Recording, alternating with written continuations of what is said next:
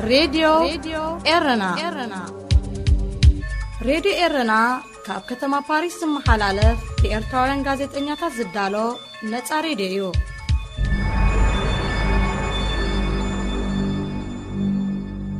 عزوز سلامتنا نقدم كبرا سمعتي نايلومي عربي سرانشومونتن حسيفنونا عثمان صالح سابه أب قالسين نصنت إرترا زنبرو أبركتو زدهسس مدب أب غزينان علال مسنوغ سعركين كلونايو كساب فصامي ناي ساعت زي فنونا مسانا حبيركم كتصنحو بخبرينا عدمنا زينا كنقدمينا أرستاتو أسمرا ገንዘብ ዝተحولሎ ማማይ ሰባት ማዓልታዊ ኣብ ባሕት መስከረም ኣብ ዝርከብ ጨንፈር ሂምቦል ይከላበቱ ነበርቲ ከሰላ ሰዓታት እቶቶ ብምጥሓስ ንሲቪላዊ ምሕዳር ዘለዎም ደገፍ ንምግላጽ ሰፊሕ ሰላማዊ ሰልፊ ያካይዶም ሶማል ሓደ ካብ ላዕለዎት ኣዘዝቲ አልሸባብ ናብ ሰራዊት መንግስቲ ሰሊሙ هذه إذاعة إرنا زيناب زرزر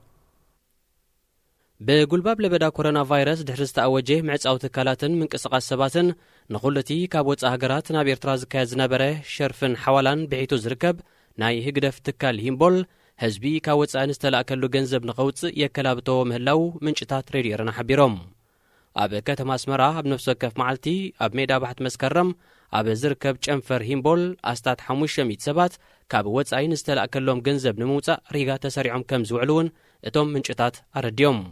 ተቐበልቲ ገንዘብ ሪጋ በመብዝሑ ክመላለሱ ዝተራእዩ ከም ዘለው ዘመልከቱ እቶም ምንጭታት ናይ ስማት ጌጋ ይኹን ካልእ መስርሕ ንምቕያር ኣብ ዝሕተተሉ እቶም ነቲ ገንዘብ ዝሓወሉ ተወሳኺ $10 ክኸፍሉ ከም ዝግደዱ ኣገንዚቦም ኣብዘይ ሕጋዊ ሓዋላን ሸርፍን ተዋፊሮም ጸንሑ ዝተፈላለዩ ወገናትን ኣብዚ እዋን እዚ መንገዲ ወከልቲ ህግደፍ ኣቢሎም ናብ ሂምቦል ይልእክዎ ከም ዘለው ተፈሊጡ በጉልባብ ኮሮና ቫይረስ ንጥፈታት ሓያሎ ትካላት ደስኪሉ ምስ ምህላው ካብ ከተማታት ወጻኢ ንዝርከቡ ስድራቤታት እቲ ገልታዕታዕ ብዝያዳ ቢእሱ ይርከብ መንግስቲ ንዑደት ባጤራ ናቕፋ ደሪቱ ንመጠን ሸርፊ $1 ኣሜሪካ ናብ ስታት 15 ናቕፋ ከውርዶ ክኢልሎ ይኹን እምበር ኣብ ኤርትራ ዘሎ ዕዳጋታት ምስ መጠን ናይ ወጻኢ ሸርፊ ክረአ እንከሎ መግብታትን መሰረታዊ ሃለኽቲ ነገራትን ካብ ናይ ሃገራት ኤውሮጳን ኣሜሪካን ብልዕሊ ዕጽፊ ይዛይድ ኣብ ምብራቕ ሱዳን ከተማ ከሰላ ብሰንኪ ቀቢላዊ ግጭት ዝተኣወጀ ሰዓታት እቶቶ ብምጥሓስ ህዝቢ ንሲቪላዊ ምምሕዳር ዘለዎ ደገፍ ንምግላጽ ሰፊሕ ሰላማዊ ሰልፊ ያካይዱ እቲ ብረቡዕ 26 ነሓስ ዝተኻየደ ሰላማዊ ሰልፊ ተመዚዙ ዘሎ ሳላሕ ዓማር ዝተባህለ ኣመሓዳርታ ከተማ ብዝቐልጠፈ ካብ ካርቱም ናብ ከሰላ ክመጽእ ዝጠልብ እዩ ሓደ መዓልቲ ቅድሚ ሰላማዊ ሰልፊ ደገፍቲ ተመዚዙ ዘሎ ሓድሽ ኣመሓዳር ዝኾኑ ቀቢላ ቤን ዓምርን ተቃውምቱ ሃደንደዋን ግጭት ምክያዶም ናይ ዝተቐትሉ ሰባት ብዝሒ 3 ክበጽሕ እንከሎ ልዕሊ 20 ድማ ቆሲሎም ሓድሽ ተመዚዙ ዘሎ ኣመሓዳሪ ዞባ ከሰላ ሳላሕ ዓማር ካብ ቀቢላ ቤን ዓምር ኮይኑ ናይ ውትህድርና ድሕረ ባይታ ዘለዎ እዩ ይኹን እምበር ኣብዚ እዋን እዚ ነቲ ኣቐዲሙ ዝነበረ ወተሃደራዊ ምሕዳር ዞባ ብምትካእ ሲቪላዊ ኣገልግሎት ክህብ ምዃኑ ተጠቒሱ ኣብታ ከተማ ደገፎም ዝገለጽሉ መብዛሕቶም ካብ ቀቢላ ቤን ዓምር ዝኾኑ ኣሽሓት ሰልፈኛታት እቲ መሓዳሪ ኣብ ውሽጢ 72 ሰዓታት ናብ ከሰላ ክመጽእ ጠለብ ኣቕሪቦም ኣለዉ ኮሚቴ ጸጥታ ዞባ ከሰላ ድሕርቲ ዝተኻየደ ተደጋጋሚ ግጭታት ክሳብ ሎሚ ዓርቢ 28 ነሓስ ጸንሕ ናይ 3 መዓልታት ሰዓታት እቶቶ ኣውጅ እኳ እንተነበረ ነበርቲ ከሰላ ነዚ ብምጥሓስዮም ሰላማዊ ሰልፊ ኣካይዶም ኣብታ ከተማ ድሕሪ ዝተኻየደ ሰላማዊ ሰልፊ ኣብ መንጎቶም ካብ ብሔረ ቤጃ ዝኾኑ ቀቢላታት ቤን ዓምርን ሃደንደዋን ወጥሪ ሰፊኑ ከም ዘሎ ንዓይኒ መስኻክር የመልክቱ ሓደ ካብ ላዕለዎት ኣዘዝቲ አልሸባብ ምዃኑ ዝተገልጸ መሐመድ ዓብዲ ሓሰን ናብ ሰራዊት መንግስቲ ሶማል ሰሊሙ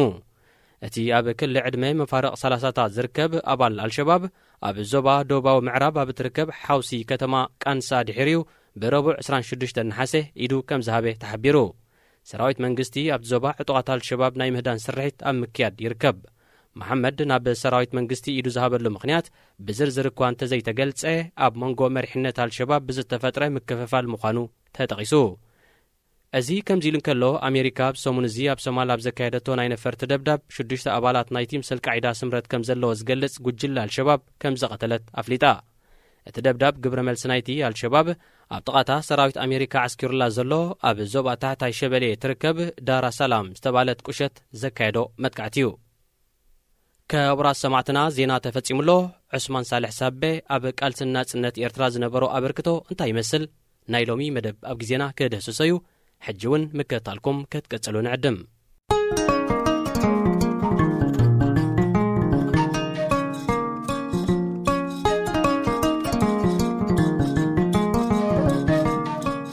سلام زخبركم تخاتلتي مدبات راديو إيرنا بفلاي دما مدب أب غزينا نلومي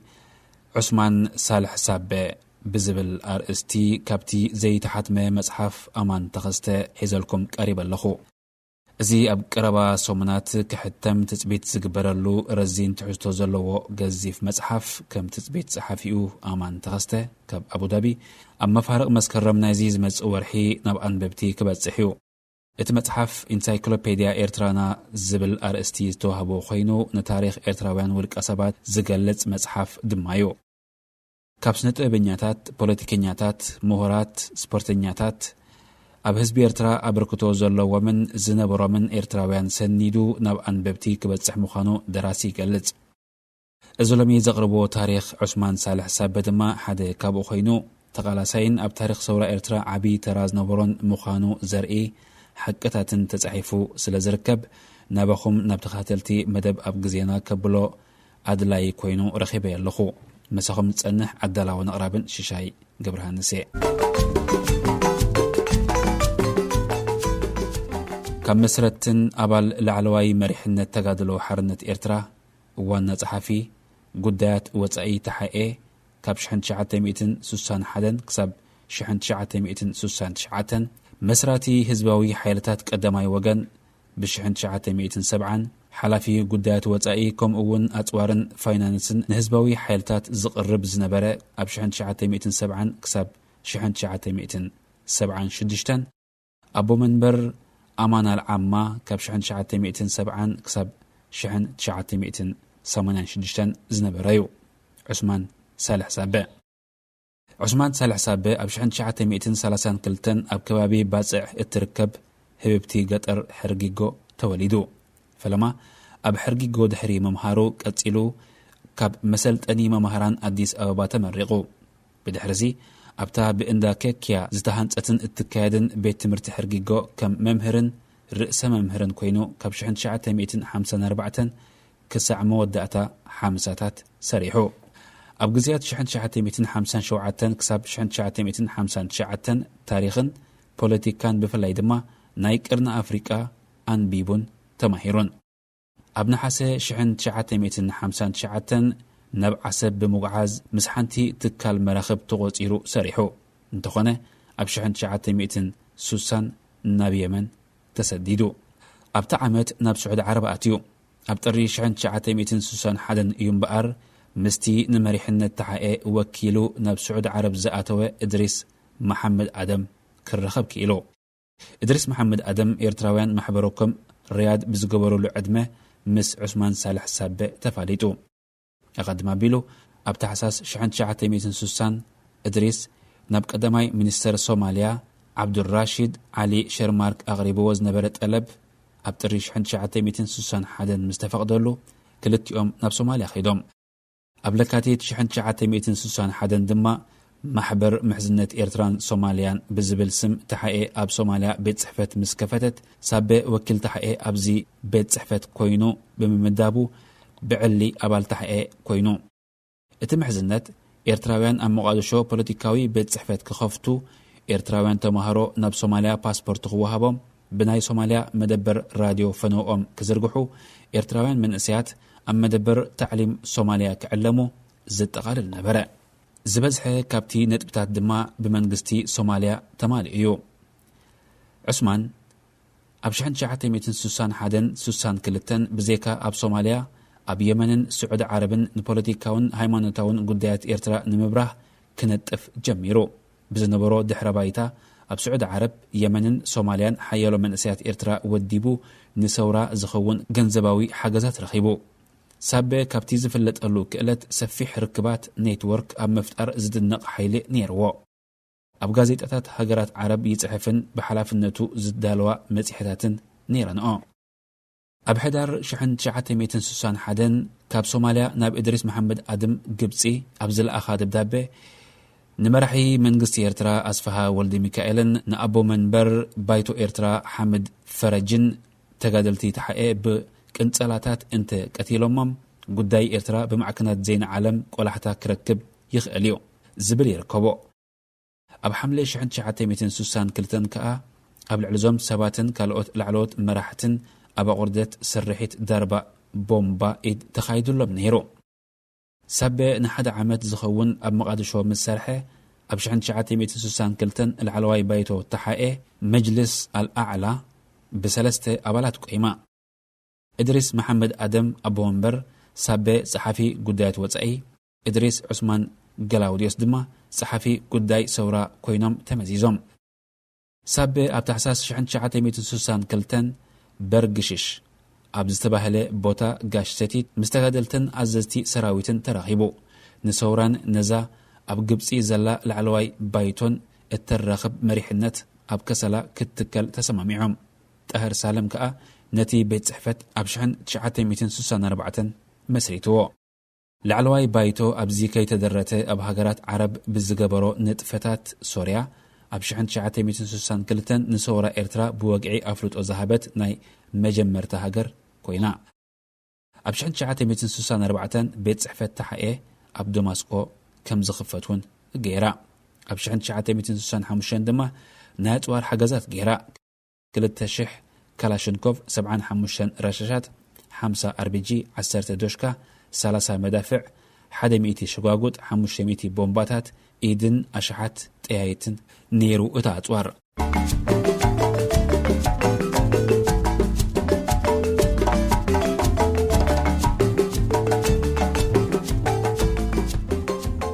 أزي كاب تشيكوزلافيكيا ناب سورا إرترا بمستير كأتو أب كارتوم استتحزي 18 تون أتوار حجز سوريا سبب زركبوهم مريحنا التحقيق مس زبزحو سبسلطان السودان بمرددا ناب إرترا كسجر تسمامي عمقان تنبرو صادق المهدي استبهله سودانوي بوليتيكانيا سلا زك ألعو قليو ببوليس تهاجرو سالات شعات زخنا مس سورا إرترا تدناقات النت زنبران كفلتات سودان جن قليو ناب سورا إرترا كأتو كيلو إدريس محمد آدمن سابن ناب سعودية سوماليا سوريا عراق فلسطين النخدو أب قبسي زنبرو تومهارون تقادلو حرنتن بوتادراوي تمرتي نايتن هاجرات كسلتنو نايات وار حجزات كهبوهم تعيرومن أساليت أمن بتي زغربووت أو عدما إرتراوان تومهارون تقادلتن أب سوريان عراقن وتهدراو تمرتي تراح زي كوناس كسا يونيفرسيتي زبصحة أكاديمياوي تمرتي كرخبو تفقيدلهم وتهدراون بوليتيكاون سلطانا دما أب كيوبا تشاينا سوريا وسيدوم بزيكازي أبيات صحفتات أب سوريا عراق سعود عرب دبوب يمن ليبيا الجيريا صوماليا قبسي سودان جيبوتي موروكو كويت ليبانوسن يوردانوسن كفيتوم أب شحن 965 كسب شحن 969 تقدلو حرنت سلسته مسالل مريحنت نيروا قدماي لعلواي بايتو زبهال أب هاجرات مأكلاي مبرق كوينو وتهدراون بوليتيكاون دقافات زقب كالأي سوراوي مريحنت زبهال مدبرو أب سودان كوينو حدثي تسلفتي زختبن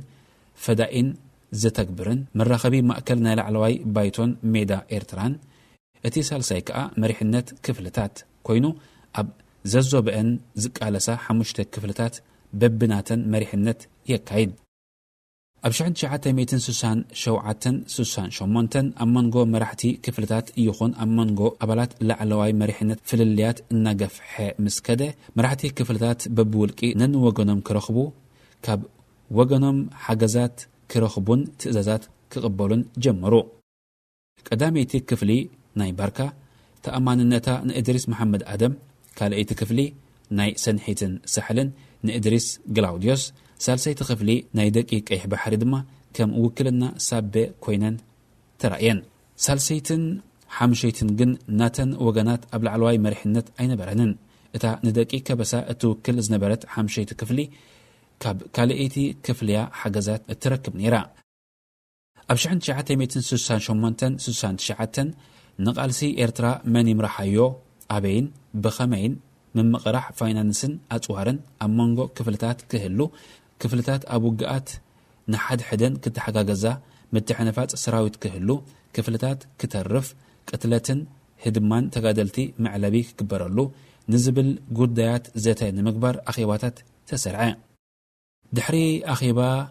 عردايب سنة شحن 968 كم أول ኣኼባ ዓንሰባን መስከረም 1968 ሳልሰይትን ራብዒትን ሓምሸይትን ክፍልታት ሓቢረን ስሉሳዊ ሓድነት ፈጢረን። እዚ ሓድነት ብሳቤ ተቐባልነት ክረክብን ከሎ ብክልቲኦም እድሪስን ከምኡውን ቀዳሜትን ካልእትን ክፍልታት ኣይተቐበልዋን። ብድሕሪዚ ቁርቁስ ኣባላት ላዕለዋይ ባይቶ ግብፂ ክገሃድ ጀሚሩ።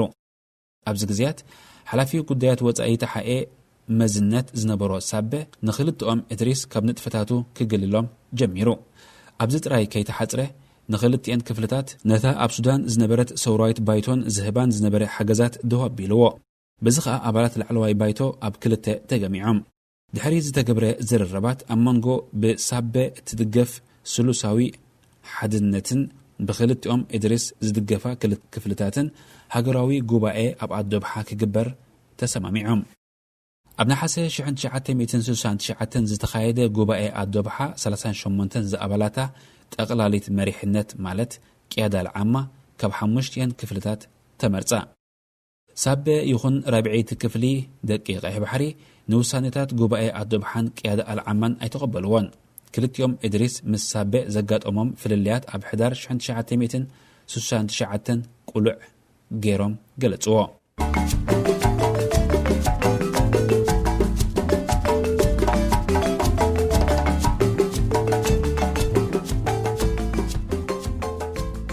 ንውሳኔታት ቅያዳል ዓማ ብዘይ ምቕባሉ ኣብ ሕዳር 1969 ኣብ ኣማን ዮርዳኖስ ክልቲኦም እድሪስ ዘይተረኸብሉ ኣኼባ ገበረ። እዚ ብሳበን ብደገፍቱን ዝተገብረ ኣኼባ ንቅያዳል ዓማ ንምፅራርን ነቶም ኣባላት ላዕለዋይ ባይቶ ዝነበሩ ድማ ካብ ሓላፍነታቶም ኣውሪዱ ኣብ ንኣሽቱ ጨናፍራት ዝመደበሉን ነበረ። ብታሕሳስ 1969 ኣኼባ ጣሕራ ተኻይዱ። ኣብዚ ኣኼባ ቅያዳል ዓማ ምስ ኩሎም ኣባላት ላዕለዋይ ባይቶ ይኹን ሳቤ ዝነበረ ርክብ በቲኻ። ደገፍቲ ሳቤ ዝበለቶም 6 ደቂ ቀይሕ ባሕሪ ኣባላት ቅያዳል ዓማ እውን ኣሰረት እምበኣር ንሰውራ ን7 ዓመታት ካብ 1961 ክሳብ 69 ዝመርሑ ላዕለዋይ ባይቶን ሰውራዊ ባይቶን ብውሳኔታት ኣኼባታት ኣዶብሓን ጣሕራን ፈሪሶም። ድሕሪዚ ማለት ድሕሪ ታሕሳስ 1969 እቶም ምስ ሳቤ ዝወገኑ ኣብ ወፃኢ ኣብያተ ጽሕፈታት ዝሰርሑ ዝነበሩ ጉጅለታት ኣማን አልዓማ መስሪቶም። ቅያዳል ዓማ ንኣካይዳ ኣማን አልዓማ የዝኹንን ኣዋጅ ኣብ ሚያዝያ 1970 ኣውፅያ። ካብ መምስራት ቅያዳል ዓማ ክሳዕ ምኹናን ኣማን አልዓማ ናሓሴ 1969 ክሳዕ ሚያዝያ 1970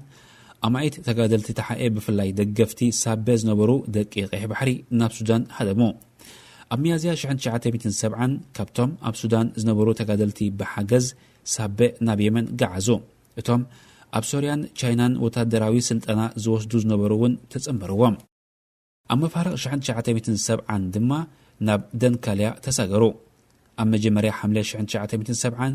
ኣብ ሱዱሕ ዒላ ደንካልያ ኣብ ዝገበርዎ ኣኼባ ህዝባዊ ሓይልታት ሓርነት ብልምዲ ቀዳማይ ወገን ዝበሃል መስረቱ።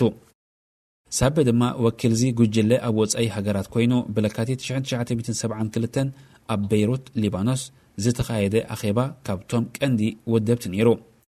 ኣብቲ ኣኼባ ህዝባዊ ሓይልታት ጉጅለ ደንካልያ፣ ህዝባዊ ሓይልታት ጉጅለ ዓላ፣ ጉጅለ ኣማን አልዓማ፣ ጉጅለ ዕበል ከምኡውን ወልደ ኣብ ወልደ ማርያም ዝተሳተፍዎ ኮይኑ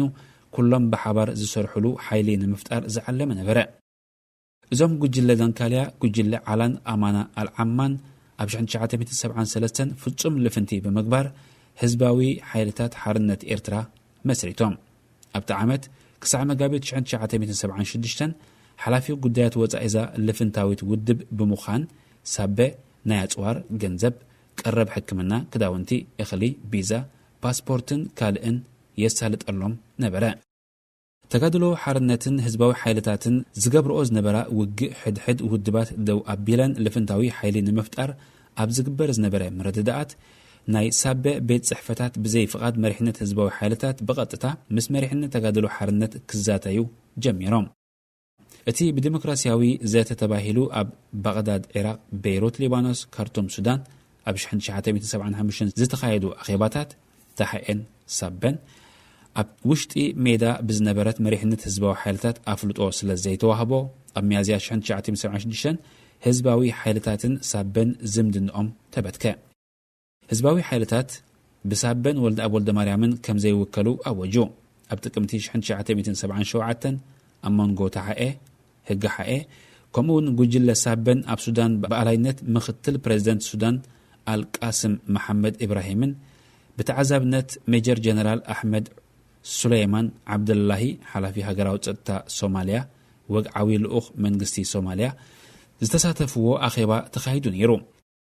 ክልተን ውድባት እንተሰሚረን ጉጅለኡ ተበታቲኑ ኣብቲ ዝፍጠር ልፍንታዊ ውድብ ክምድብ ከም ዝደሊ ሳቤ ኣፍሊጡ እንተኾነ ህዝባዊ ግንባር ምስ ሳቤ ዝኾነ ርክብ ከይግበርን ዝኾነ ስምምዕ ከይክተምን ዝብል ተሪር ውድባዊ መርገጺ ኣውፂኡ ስለ ዝነበረ ስምረት ክግበር ኣይተኽእለን። ኣብ 1981 ተጋድሎ ሓርነት ብህዝባዊ ግንባር ካብ መቃለሲ ሜዳ ኤርትራ ተደፊኣ ወፀት። ኣብ መጋቢት 1982 ክስተት ራሳይ ምስ ኣጋጠመ ታሓኤ ናብ 3 ጉጅለታት ተመቕለት። ሓንቲ ብዓብደላ እድሪስ ካልእ ብኣሕመድ መሐመድ ናስር ዝምራሓ ጉጅለታት ከምኡውን ሰግም ተባሂለን ነበራ። ኣብ 1982 ኣብ ጀዳ ስዑድ ዓረብ ዝተገብረ ኣኼባታት ኣብ መንጎ ጉጅለ ዓብደላ እድሪስን ጉጅለ ሳበን ልፍንቲ ብምግባር ተጋድሎ ሓርነት ስሙር ውድብ ተመስረተ። እንተኾነ ኣብ መፋርቕ 1986 ናብ ዝነበሮ 3 ጉጅለታት ተመቓቐለ። ኣብ መወዳእታ 1986 ጉጅለ ሳቤ ኣብ ዝገበሮ ምርጫ መሪሕነት ሳቤ ኣቦ ወንበር ኮይኑ ተመርጸ። እንተኾነ ኣብ 4 ሚያዝያ 1987 ተጋዳላይ ዑስማን ሳልሕ ሳቤ ኣብ መበል 55 ዕድምኡ ኣብ ካይሮ ግብፂ ሞተ። ድሕሪ ሞቱ እቲ ጉጅለ ናብ ዝተፈላለየ ጉጅለታት ተኸፋፈለ። ኣብ 1970 ንታሪኽ ኤርትራ እትገልጽ መጽሓፍ ኣብ ሊባኖስ ኮይኑ ኣሕቲሙ። ኣብ 1978 መበቆል ግጭታት ኤርትራን ኣፈታትሑን እትብል ኣሕቲሙ ነበረ።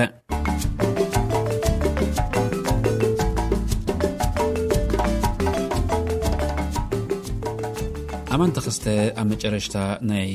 ዑስማን ሳልሕ ሳቤ ዛንትኡ ንምዝዛም መለቀብታ ኣብ ትሕቲ ዝብል ነዚ ሓፂር ጽሑፍ ይምላኣልና።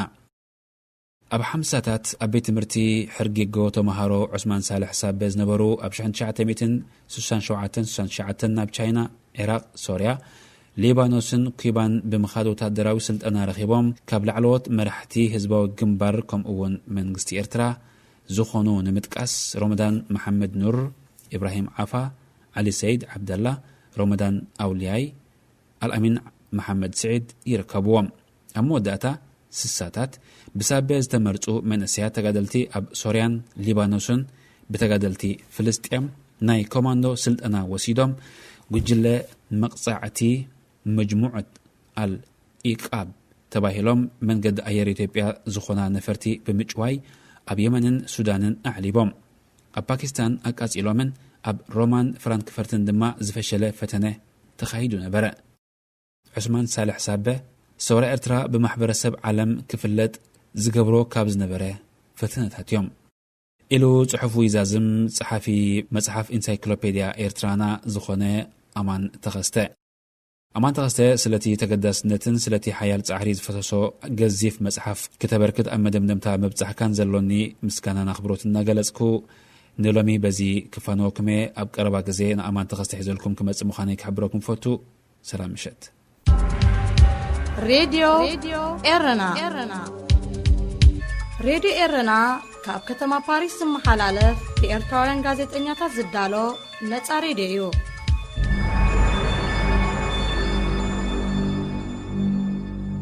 መደባት ራድዮ ኤረና ኢኹም ትከታተሉ ዘለኹም። ናብ ዕላል ምስ ንጉስ ዓርከይ ክንሰግር ኢና ንምዝኻር ቀንዲ ነጥባት ዜና ከስማዕኩም። በጉልባብ ለበዳ ኮሮና ቫይረስ ድሕሪ ዝተኣወጀ ምዕጻውን ምንቅስቓስ ሰባትን ንኹልቲ ካብ ወፃኢ ሃገራት ናብ ኤርትራ ዝካየድ ዝነበረ ሸርፍን ሓዋላን ብሒቱ ዝርከብ ናይ ህግደፍ ትካል ሂምቦል ህዝቢ ካብ ወፃኢ ዝተላእከሉ ገንዘብ ንኸውፅእ የከላብቶ ምህላው ምንጭታት ሬድዮ ኤረና ሓቢሮም።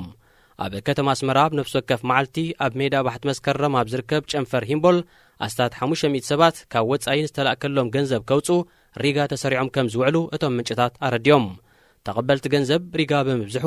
ከመላለሱ ዝተረኣዩ ከም ዘለው ዘመልከቱቶም ምንጭታት ናይ ስማት ጌጋ ይኹን ካልእ መስርሕ ንምቕያር ኣብ ዝሕተተሉ ድማ እቶም ነቲ ገንዘብ ዝሓወሉ ተወሳኺ $10 ክኸፍሉ ከም ዝግደዱ ኣገንዚቦም። ኣብ ምብራቕ ሱዳን ከተማ ከሰላ ብሰንኪ ቀቢላዊ ግጭት ዝተኣወጀ ሰዓታት እቶእቶ ብምጥሓስ ህዝቢ ንሲቪላዊ ምምሕዳር ዘለዎ ደገፍ ንምግላጽ ሰላማዊ ሰልፊ ኣካይዱ። እቲ ብረቡዕ 26 ናሓሰ ዝተኻየደ ሰላማዊ ሰልፊ ተመዚዙ ዘሎ ሳልሕ ዓማር ዝተባህለ ኣማሕዳርታ ከተማ ብዝቐልጠፈ ካብ ካርቱም ናብ ከሰላ ክግዕዝ ዝጠልብ እዩ። ሓደ መዓልቲ ቅድሚ ሰላማዊ ሰልፊ ደገፍቲ ናይቲ ተመዚዙ ዘሎ ሓድሽ ኣማሕዳር ዝኾኑ ቀቢላ ቤን ዓምርን ተቓምቱ ሃደንደዋን ግጭት ብምክያዶም ናይ ዝተቐትሉ ሰባት ብዝሒ 3 ክበጽሕ ከሎ ልዕሊ 20 ድማ ቆሲሎም። ኮሚቴ ጸጥታ ዞባ ከሰላ ድሕርቲ ዝተኻየደ ተደጋጋሚ ግጭታት ክሳብ ሎሚ ዓርቢ 28 ናሓሰ ዝጸንሕ ናይ 3 መዓልታት ሰዓታት እቶእቶ ኣብ ውጅ እኳ እንተነበረ ነበርቲ ከሰላ ነዚ ብምጥሓስዮም ሰላማዊ ሰልፊ ኣካይዶም። ኣብ ከሰላ ድሕርቲ ዝተኻየደ ሰላማዊ ሰልፊ ኣብ መንጎቶም ካብ ብሔረ ቤጃ ዝኾኑ ቀቢላታት ቤን ዓምርን ሃደንደዋን ወጥሪ ሰፊኑ ከም ዘሎ ንዓይኒ መስኻከር የመልክቱ። ሓደ ካብ ላዕለዎት ኣዘዝቲ አልሸባብ ምዃኑ ዝተገልጸ መሐመድ ዓብዲ ሓሰን ናብ ሰራዊት መንግስቲ ሶማል ይድሂቡ። እቲ ኣብ ክልል ዕድመ መፋርቕ 30ታት ዝርከብ ኣባል አልሸባብ ኣብ ዞባ ደቡባዊ ምዕራብ ኣብ ትርከብ ሓውሲ ከተማ ቃንሳ ድሒርዩ ብረቡዕ 26 ናሓሰ ይድሂቡ። መሐመድ ናብ ሰራዊት መንግስቲ ኢዱ ዝሃበሉ ምኽንያት ብዝርዝር ኣይተገልጸን። ይኹን እምበር ኣብ መንጎ መሪሕነት አልሸባብ ብዝተፈጥረ ምክፍፋል ምዃኑ ተጠቒሱ። እዚ ድምፂ ሬድዮ ኤረና እዩ። ሬድዮ ኤረና ሬድዮ ኤረና ካብ ከተማ ፓሪስ ዝመሓላለፍ ብኤርትራውያን ጋዜጠኛታት ዝዳሎ ነፃ ሬድዮ እዩ።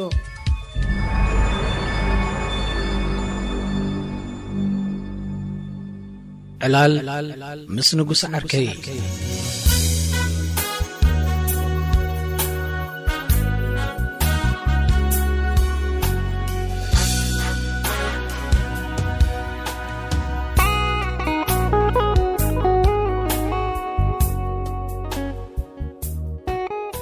ዝሓለፈ ሰሙን ንጉሰ ብሓደ ዘረባ ገሪምን ነይሩ። ክሳዕ ሕጂ እቲ ምግራም ኣይዝሓለለይን። መወዳድርቲ ስለ ዝሰኣን ኩሉ ምስ ነብሱ ጥራየ መመሊሰ ዘወዳድሮ ዘለኹ እሞ መመሊስ እዩ መስለኒ ዝገዶ ዘሎ። ወይ ድማ ኣነ እናረቐቕኩ ኸይድከ ይህሉ ኣነስ ሰብኣይ እኳ ከብዲ ይበልዕኒ ኢሉ ጀመረለይ። ብዙሓት ዘደንግጹ ሰባት ናብ እእምሮ ይመጹ። ብስእነት ተሸገሩ፣ ዝሓመሙ፣ ኣብ ማእሰርቲ ዝርከቡ ወዘተ። ብኡ ንብኡ እውን ኣብ ገለ ቦታ ተዳጒኖም ዘለዉ ጋዜጠኛታትን ሚኒስትራት ነበር መንግስቲ ኤርትራን ድሮ 14 ዓመታት ከም ዘቑፀሩ ተዘከረኒ። ኣየ ናይ ሰብኣይዳ ክብድኻ በሊዕካ ኣየ ናይ ሰብኣይካ ትብላለኸ ሚሉ ሰብኣይዳ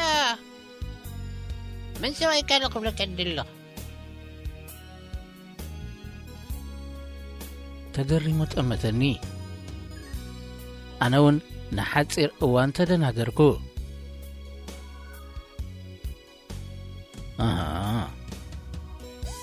ነቲ ሓደ ሰብኣይ ዲኻ ትብል ዘለኻ ካብ መዓስና ወደይ ናብ በልዓ ኸብዲ ተቐይሩ ኣከብኢካ መለካ ዲ ከም ነገር ኮይ ዘረበካ ዘለኹ ኣነስ መስጡ ጥራይ ከይወርደና እየ ዝብል መስጣ ምናታ መስጣ ኢሳያስ አፈወርቂ ንሱ ባዕሉ መስጣ ኮይኑ ወሪድና ኣሎ። እስኻኸ እንታይ ትብል ኣለኻ? ንሕን ሚልዮን ይብል ነይሩ ክትብለኒ ኢኻ ሕጂሲ ታይዳ ፊሽኽሽኽ ኢልካ ተስፋ እንዲኻ ዘሪእካለይ ብድሕሪኡ ክንዛረበሉ ኢና ማለት እኳ እዩ። ኣነ ዳ ንኹላትና ኸይረብርበና እንዲ ዝፈርሕ ዘለኹ ማለት ኣይኮንኩን ዝብለካ ዘለኹሲ ሰቒልኒ ኢና እምበር ካብኡ ዝገድድ እምበር ካብኡ ዝሓይሽ ከም ዘይመፅእ ፍሉጥ እዩ ከመይ ገይሩ ዳ ተፈሊጡ ወደይ ንስኻ ተሓስብከዮ ካብ ወዲ ኣፍዪ ዝሓይሽ ክመፅእ ኢልካ ትግምት ኣፍጢጡ ጠመተኒ ስለምንታይ ከምኡ ክግምት ከም ዘይብለይ እስከ ኣረዳእኒ ካብኡ ዝሓይሽ ኣለልካ ኢኻ ትግምት ሓቀይ ወ ካብኡ ዝሕሹ ብዙሓት ክህልው ክእሉ እዮም ኢለ ዝግመት ግና ስለምንታይ ከምኡ ክግምት ከም ዘይግባአኒ ኣይገለጽካለይን እንታይ መኽገልጸልካዮ ነዚ ዳ ፍሉጥ እንድዩ ነዚ ኣገልሲ ካብ ፕሬዚደንት ኢሳያስ ንላዕሊ ዝሓሊላ የለን እምበር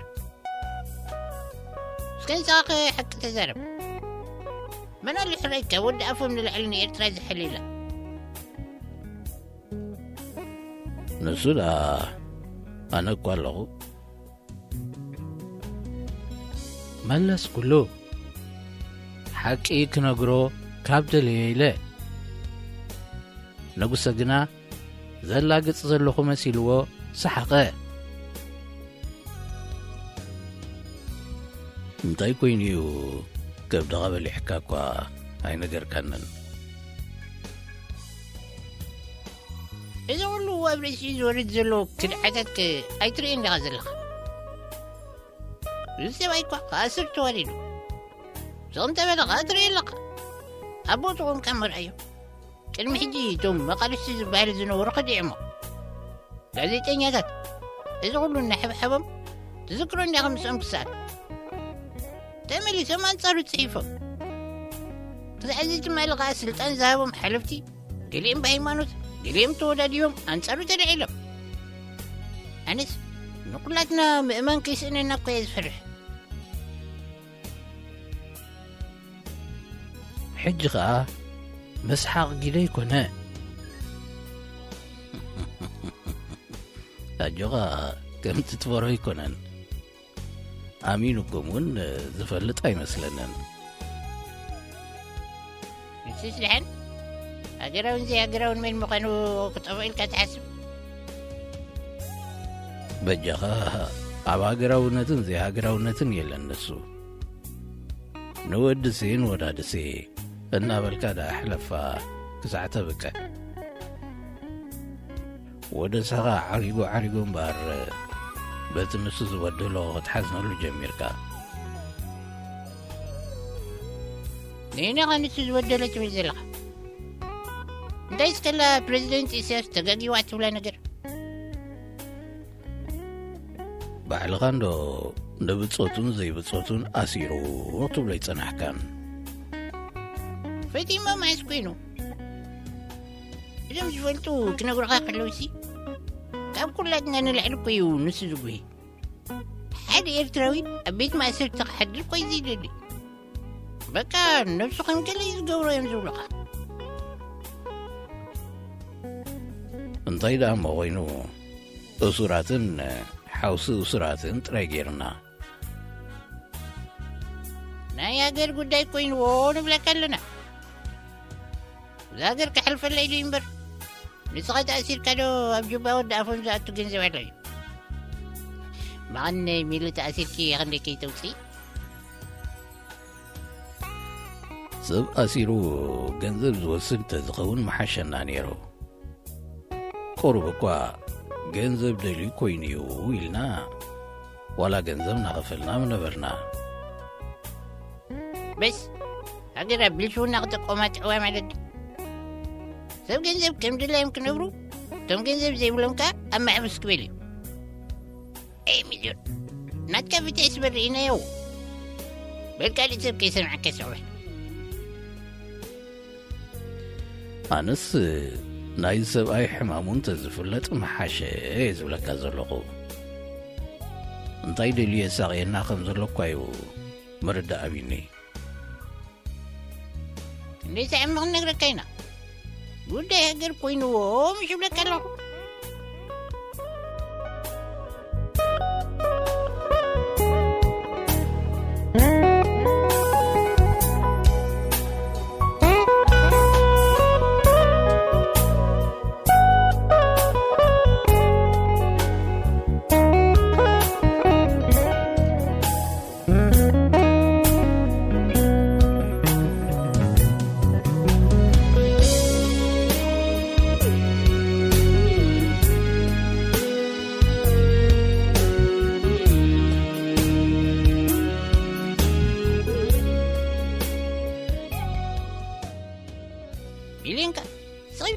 تشجينا له ولا قفئنا له كتبل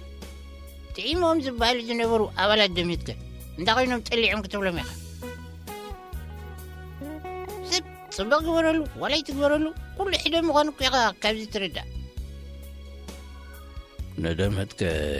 انت كوين يذكنا خنم زلو قد هاجر كوين وهودي غاتولني نداي لا خدي لي خدا ناتو كامبان كايدولو وازلو مسيلكا كما يركا قوم خمسة حسب كجميتك نفلتا كامبان تتلو محشنا حدا معلتي ناب آخر بليو إلا متتسفنا أزغنا نقولاتنا كويو كم كامبان يودلو يزغورا نازلو نايت مولا زبلون دو حللنا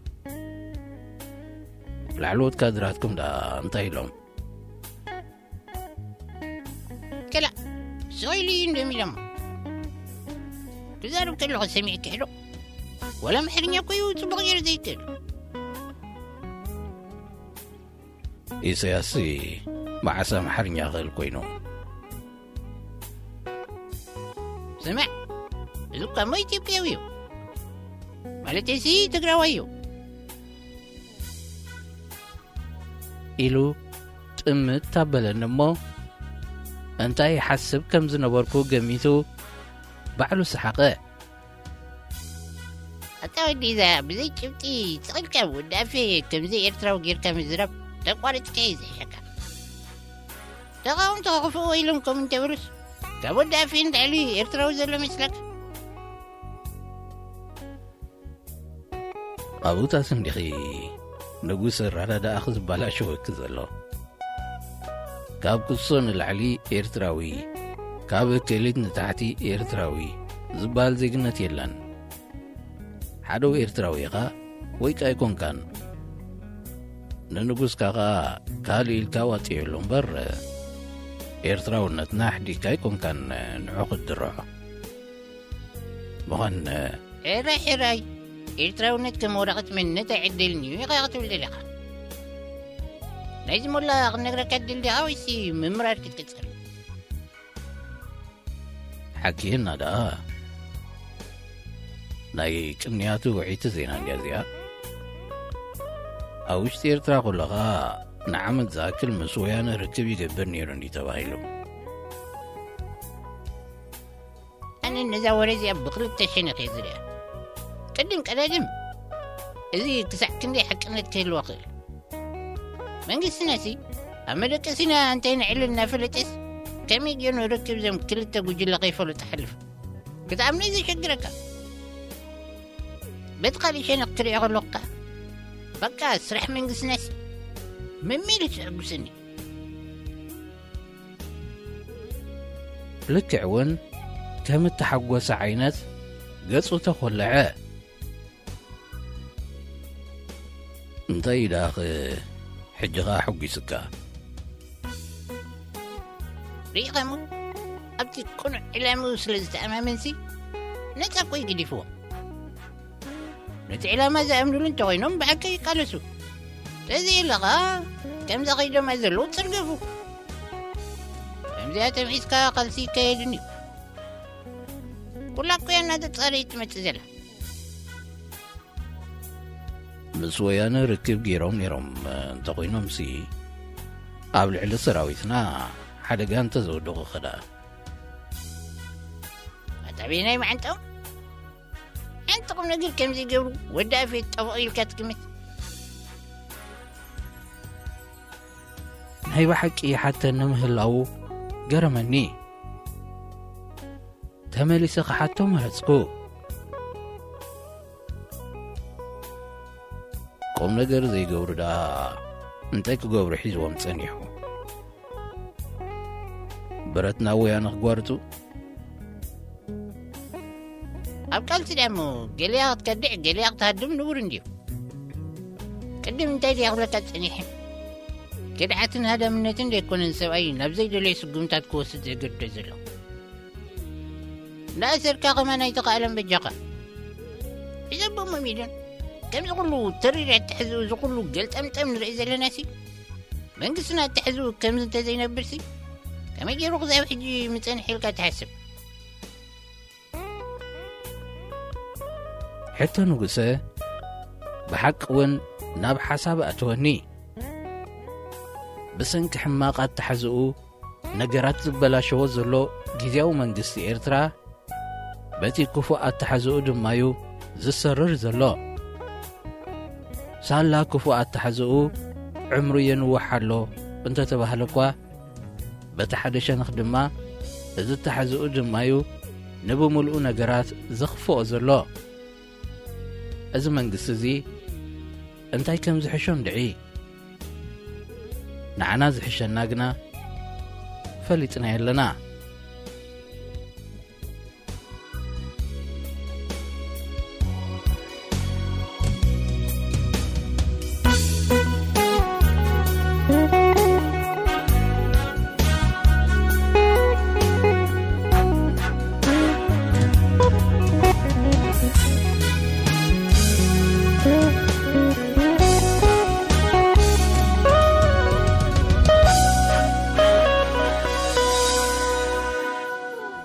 كبرا سمعتنا ناي ساعت زي حفشاو تحستنا زازيمنا لنا سلام